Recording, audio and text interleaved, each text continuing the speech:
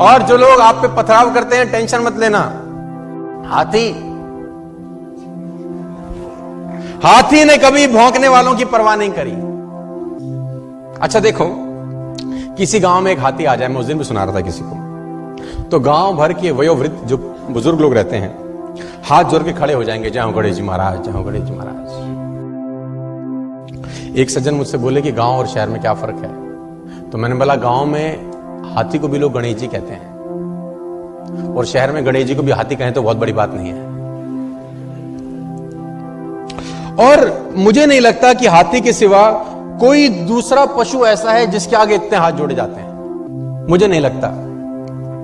लेकिन एक दूसरी विडंबना यह है कि जितने हाथ जोड़े जाते हैं वो और किसी के नहीं जोड़े जाते, और जितने भौंकने वाले इसके पीछे लगे रहते हैं किसी और के नहीं लगे रहते।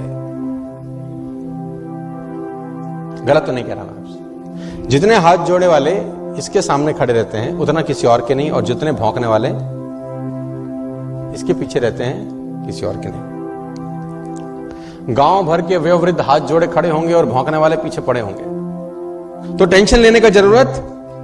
और मुझे आज तक साला ये बात समझ में नहीं आई कि कुत्तों को हाथी से तकलीफ क्या है।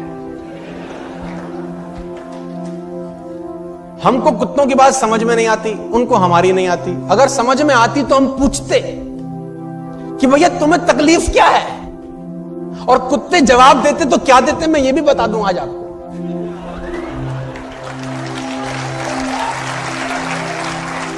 कुत्ते बोलते हमें हाथी से कोई तकलीफ नहीं है, तो फिर भौंकते क्यों हो?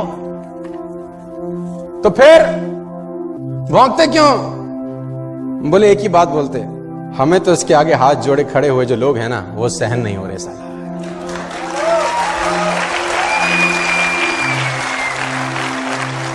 और सही बात है, जिसकी जितनी स्तुति होगी उसकी उतनी निंदा भी होगी,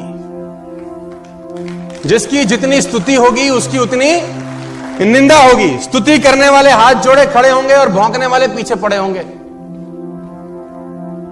तो घबराने का जरूरत नहीं है कि अगर लोग आपको ताना मारें, टेंशन दें, आप अपना मस्त आगे आगे चलो।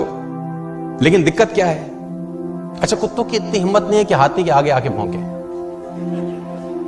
आगे आके भौंकते नहीं, पीछे भौंकना बंद करते नहीं। लेकिन आप देखो हाथी को, देखो उसकी चाल में मस्ती बनी रहती है यार, क्योंकि वो हाथ जोड़ने वालों के पास ठहरता नहीं है और भौंकने वालों की तरफ मुड़कर देखता नहीं है।